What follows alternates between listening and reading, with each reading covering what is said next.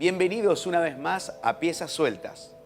Esta noche vamos a hablar de un temazo, tema de familia, tema que se habla entre amigos, entre amigas, tema que genera largas noches de debate, tema que se habla en las redes sociales, es un tema que se habla en los medios de comunicación y que nosotros hoy lo vamos a hablar. La pieza suelta de esta noche es las relaciones tóxicas. Te esperamos.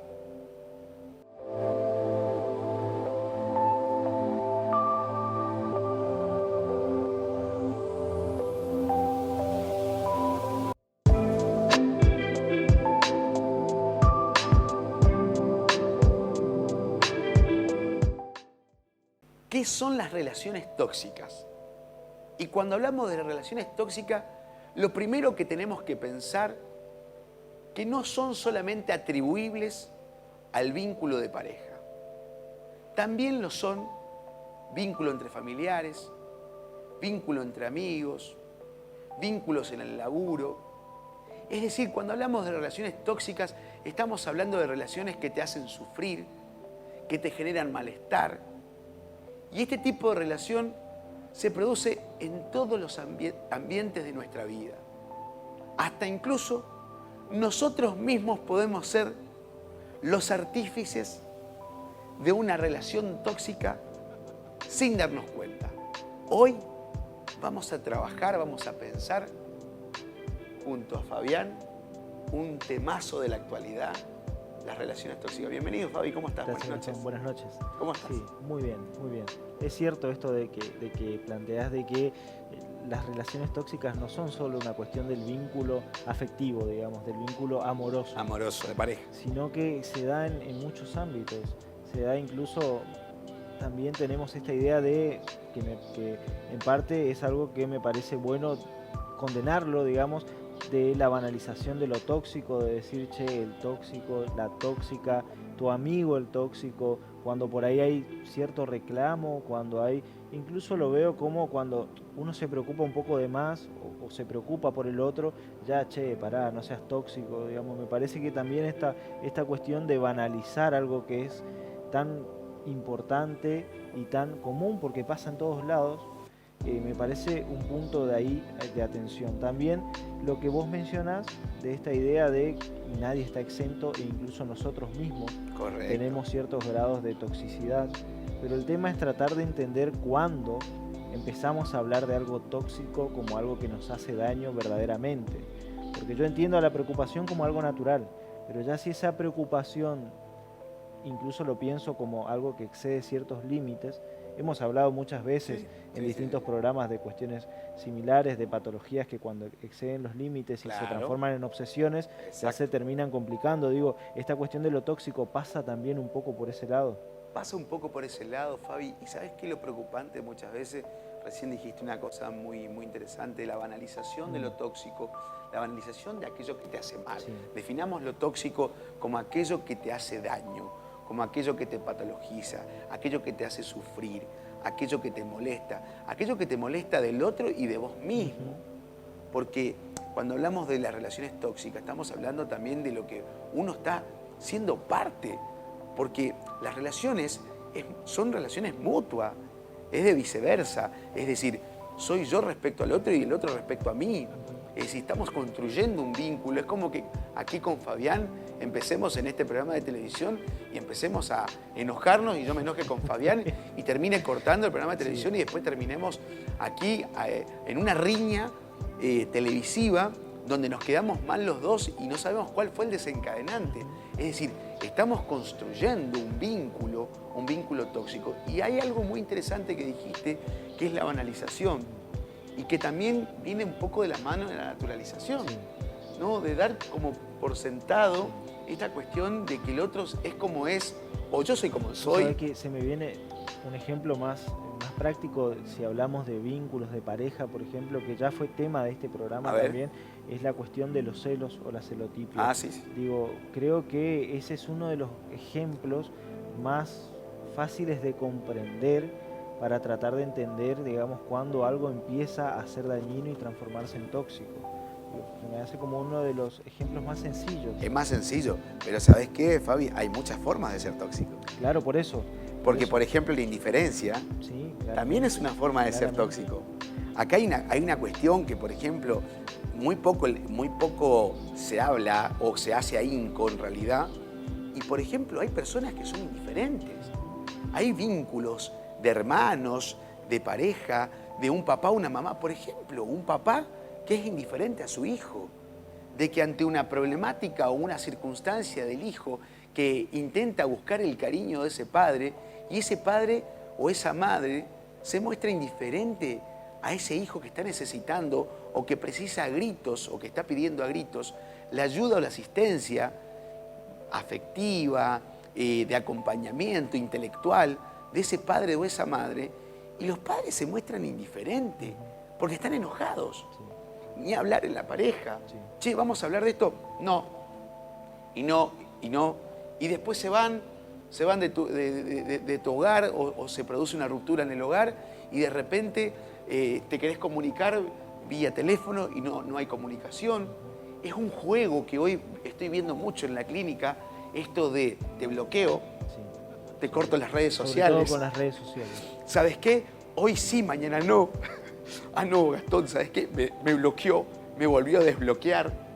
Esto es una forma de un ejercicio de algo que se está construyendo de una manera, vamos a llamarle metafóricamente, porque es una metáfora, esta cuestión de lo tóxico, en realidad aquello que es patológico, aquello que te hace sufrir, aquello que te genera malestar, que te quita el sueño, que no te deja tranquilo con vos mismo, que no te permite concentrar en el trabajo, o que, por ejemplo, ocurre en el trabajo también.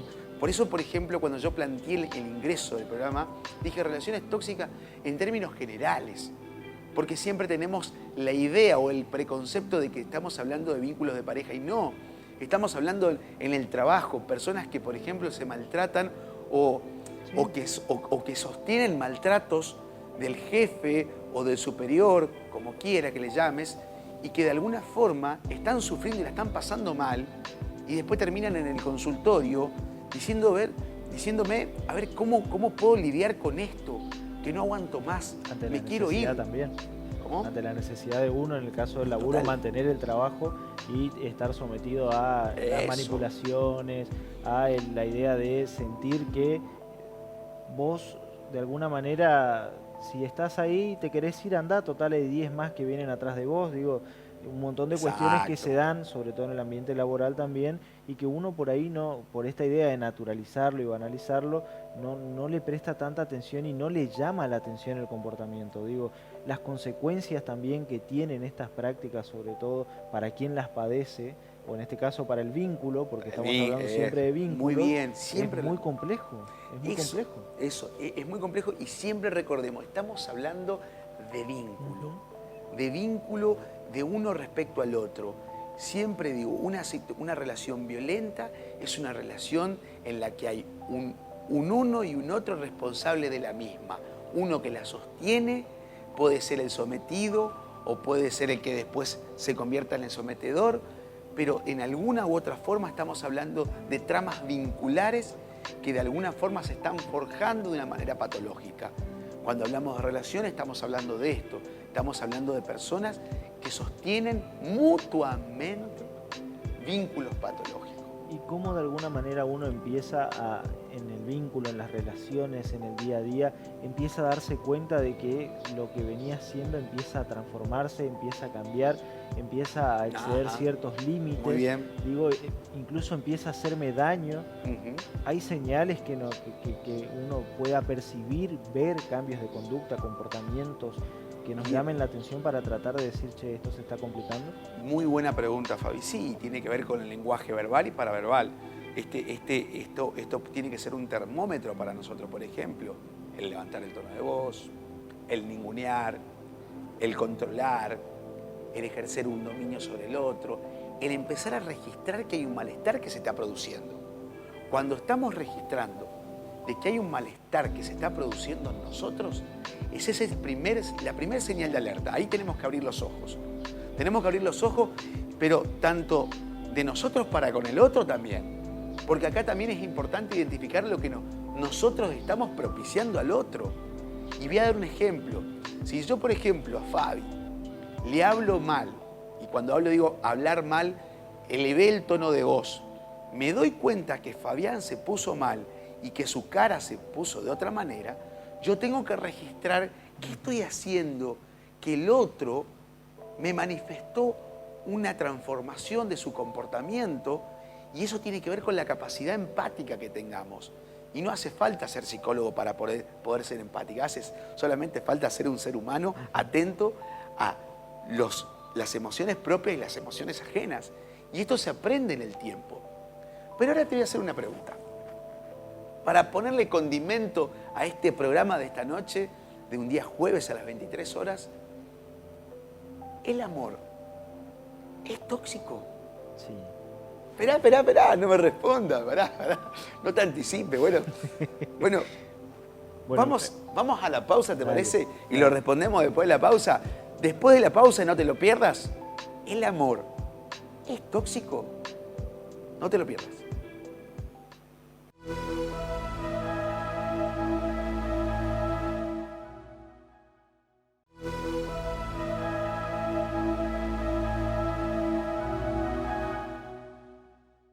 Como lo dije al finalizar el primer bloque, ¿el amor es tóxico? Cuando amamos o cuando nos aman, ¿nos puede provocar esto sufrimiento? Bueno, hay una frase de Freud que dice, quien ama, sufre, y quien no ama, enferma. Interesante frase que nos brinda Sigmund Freud para poder pensar esto de que en el amor se sufre. Y cuando no amamos, podemos patologizarnos en el sentido literal de lo que significa patología, volvernos un neurótico obsesivo, un fóbico, un histérico, o hasta incluso en los casos extremos, un psicótico. ¿Vos qué pensás, Fabi?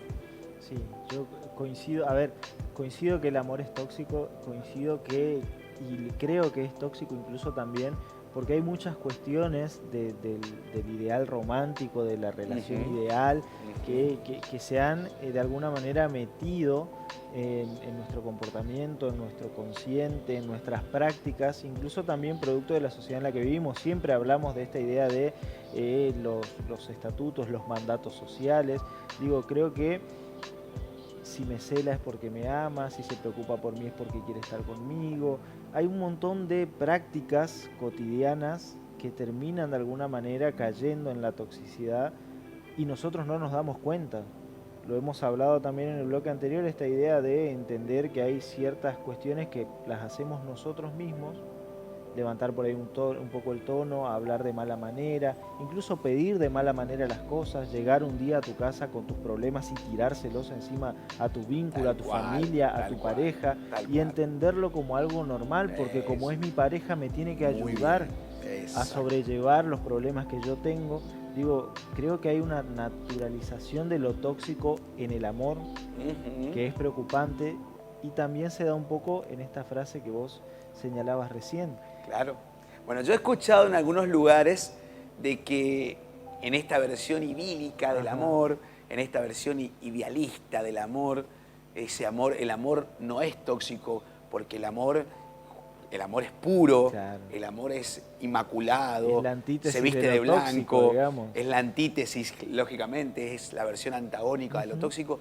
Y yo la verdad, sinceramente, en mis años de clínica y en los años hasta incluso como sujeto, me he dado cuenta que lo que decías Freud en algún punto es muy cierto, ¿no? Cuando uno ama, sufre. Sí. Y cuando el otro te ama, también está sufriendo. Y cuando amamos, y cuando hablamos de sufrimiento, estamos hablando de algo que te hace mal, es decir, que significa que es un poco tóxico. Claro. El amor tiene un costado tóxico. El amor tiene un costado que no es tan bueno. El amor, más allá de que uno dice, el amor por un hijo es incondicional, no, el amor a un hijo también tiene condiciones. Un hijo no puede hacer cualquier cosa con uno. Un hijo no puede hacer cualquier cosa, uno no acepta cualquier cosa de un hijo. De hecho, uno le pone límites a su hijo. Sí. Y lo mismo ocurre con la pareja. Tenemos reglas, tenemos contratos que establecemos con nuestros vínculos en general. Y eso es lo que de alguna forma dosifica el malestar que de alguna forma uno puede tener en todo vínculo. La existencia desde el punto de vista psicoanalítico es conflictiva. La existencia desde el punto de vista psicoanalítico de alguna forma tiene un costado de sufrimiento. El placer también tiene un costado de sufrimiento. Es decir, siempre estamos dando vuelta en torno a esto. No todo el tiempo podemos estar viviendo una relación amorosa en la que sea todo color de rosa, porque eso es una ficción. Claramente. Eso está en los cuentos de hadas o en las películas de Hollywood, que también incluso en las películas de Hollywood podemos ver cómo en la misma película se transita por distintos estados emocionales. Entonces forma parte de nuestra naturaleza. Nuestra naturaleza también tiene que ver con sufrir. Y lo bueno es que podamos entender este sufrimiento y que podamos de alguna forma manejarlo, comprenderlo, depurarlo, filtrarlo, para que no nos haga daño a nosotros primeramente y no ejercer un daño sobre el otro. Antes de seguir, yo quiero hablar de una encuesta. A ver. Hay una encuesta que, antes de largar el resultado de la encuesta, quiero que le recuerdes a la gente las redes sociales para que nos encuentren y que puedan participar con nosotros en el programa. Y la forma más directa, como siempre lo decimos, es a través del mensajero, a través del 3794-694955. De cualquier parte del país nos pueden escribir e interactuar con nosotros a través de WhatsApp. También nos encuentran por redes sociales, en Facebook como Gastón Sal Psicólogo, en YouTube también nos encuentran como Gastón Sal Psicólogo, con el adicional de que ustedes en el canal pueden revivir incluso los programas anteriores, tratar de comprender de alguna manera cuáles fueron los distintos temas que hemos tocado, y tienen la forma más directa ya a través de encuestas, a través de distintas preguntitas que nos vamos haciendo, a través de @salgastón, que es la cuenta de Instagram, donde generalmente hay más interacción porque se van tirando disparadores que después vamos trayendo aquí al programa y vamos de alguna manera desasnando.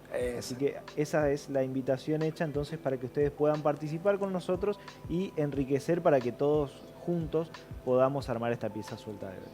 Mirá, te voy a mostrar un resultado de una encuesta de una pregunta.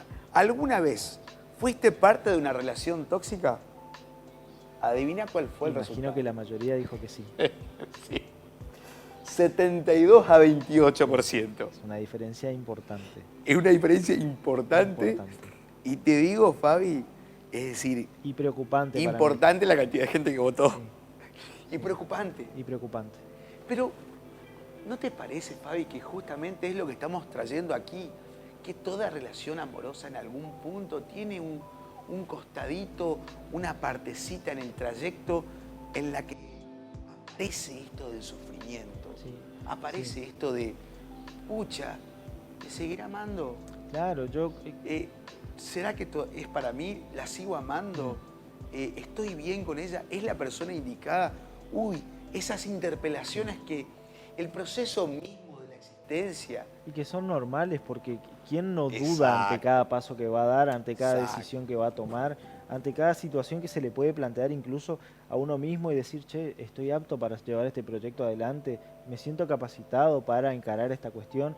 Yo creo que en parte esa frase que vos señalabas de Freud al comienzo, se me hace que la primera parte, cuando uno ama sufre, es lo que podemos adjudicarle al amor tóxico como natural. La segunda parte de esto de que cuando uno no ama, enferma, creo que es la cuestión preocupante para mí. Ya la dividía la frase en los temas que vamos tratando. Digo, en lo tóxico como natural, como algo que puede pasar porque vivimos en una relación, incluso en la misma relación humana, donde transitamos distintos estadios emocionales. Y la segunda parte de esta idea de el amor como enfermedad, allí es donde yo creo que se torna un poquito más preocupante la situación. Más allá de que salgamos, ¿no?, de los vínculos de pareja, de las relaciones, digamos, cotidianas, creo que incluso esta cantidad de gente que haya dicho que sí ha vivido en una situación de relación tóxica es preocupante por eso, porque se ha dado cuenta que no solo estaba sufriendo, sino que le estaban haciendo daño. Eso y creo que eso es lo preocupante. Bueno, yo te voy a decir algo más. Me voy a permitir, con todo el respeto del maestro, de agregarle algo a la frase. Sí.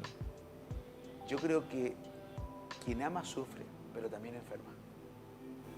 Yo creo que también cuando se ama, las personas se enferman. Yo he visto personas sufrir y enfermarse por amor.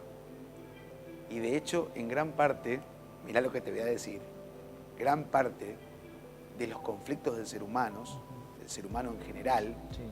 de las patologías, hasta incluso de cuadros clínicos como la psicosis, devienen de desavenencias amorosas, devienen de un conflicto de amor, devienen de rupturas emocionales. Que pueden darse en cualquier parte de nuestra vida incluso. Total, muy bien, en cualquier parte del proceso de tu existencia. De el papá que te rechazó, que se te desestimó como sujeto, que te anuló, hasta un abuso sexual infantil, hasta un amor no consumado en la adolescencia, no correspondido. Es decir, a ver, me parece que detrás de toda patología, detrás de todo sufrimiento, hay una situación de amor muy profunda que ha dejado al sujeto en una situación de conflicto existencial que se revive permanentemente. De hecho, nosotros hablamos del complejo de Edipo, complejo de Edipo que de alguna forma se revive en la situación de análisis y de que todo ser humano de alguna forma va a revivir, reeditar esta cuestión, ¿no?, de lo que vivió con los roles parentales, con papá, mamá, con esas funciones simbólicas tan importantes que te trascienden como sujeto y que de alguna forma marcan el destino de tu vida, no solamente en las elecciones de objetos, sino también en cómo sos como sujeto sujetado, porque todos de alguna forma tuvimos que servirnos, valernos de un otro, de esa otredad que nos configura y que marca nuestra historicidad. Y en esto, la forma de vincularnos, de amar, y tenemos que decir que no solamente existe el amor, sino que somos seres ambivalentes, también existe el odio. También tenemos odio en nuestra existencia. Hay personas que han sido odiadas, que han sido existencialmente odiadas. Por ejemplo, niños que han sido abandonados. Entonces, te forjaste desde el odio. Cuán a menudo hemos encontrado la naturaleza psicológica de muchos líderes que han tenido situaciones existenciales de mucho odio y que las han traspolado en, vamos a decir, situaciones de muchas matanzas, no voy a dar nombres, y que han hecho estragos en la sociedad a consecuencia del odio que de alguna forma se les propició en algún momento de su vida. Entonces, detrás de toda historia, en realidad, en una mayor medida, hay una cuestión afectiva que te vuelve tóxico o que te hace vincularmente tóxico. Lo que te pregunto, hemos hablado de alguna manera de las señales que nos invitan a llamar nuestra atención sobre cuando estos vínculos se están transformando en algo que nos puede hacer daño. Digo, ¿hay alguna forma, vos recién mencionabas la frase sujeto, sujetado, digo, ¿hay alguna forma de romper esa sujeción y tratar de valernos de ciertas cosas para salir de esa relación que nos está haciendo daño? Muy buena pregunta. Bueno, yo siempre digo la capacidad de transformarnos, de evolucionar, de resignificar aquel significante que quedó impregnado en vos y que lo naturalizaste, por ejemplo, de un papá o una mamá celotípica y que después vos traes a tus relaciones esa celotipia o ese odio de la cual devenís porque fuiste rechazado y te dan ganas de matar el mundo entero porque tu madre y tu padre te abandonaron en una bolsa de basura y de alguna forma eso marcó un significante en tu historia que te hace odiar el mundo porque el mundo es perturbante. Yo creo que el intelecto, Fabián, esa parte, esa región de nuestro psiquismo, esa capacidad de racionalizar, de razonamiento, es la que nos permite a nosotros, seres evolutivos, resignificar eso que nos hizo daño, eso que nos marcó de una manera negativa, para poder transformarlo y hacerlo de algo diferente, darle un sentido distinto. Y en esto, Fabián, siempre voy a decir, y no es por defender mi profesión, yo creo que el psicoanálisis es fascinante como método para poder resignificar aquello que significó y que te hace daño. Siempre les digo a todos los televidentes y a todas las personas que conozco, el psicoanálisis es una práctica evolutiva. No es solamente una práctica que trabaja la patología, no es solamente una práctica que está destinada para, entre comillas, los locos, sino que es una práctica que permite al ser humano evolucionar en este devenir que realmente es conflictivo y muy difícil de transitar. Fabi, seguiríamos más horas, Sí. pero nos tenemos que ir. Sí. Temazo. Gracias, Fabi. No, por favor, a vos. Excelente A vos y a la noche. gente, porque sin la gente nada de esto sería posible. Totalmente, totalmente. Te agradezco a vos, Fabi, No, por como favor. decís vos, a todos los televidentes que nos escriben, que nos mandan mensajes a través de las redes sociales, a Paulita, que está siempre con nosotros, a todo el equipo de Canal T5 Satelital, que realmente nos acompaña de una manera increíble. Gracias, muchas gracias, y a ustedes muchas gracias. Y lo esperamos el jueves que viene a las 23 horas, acá, por Canal T5 Satelital.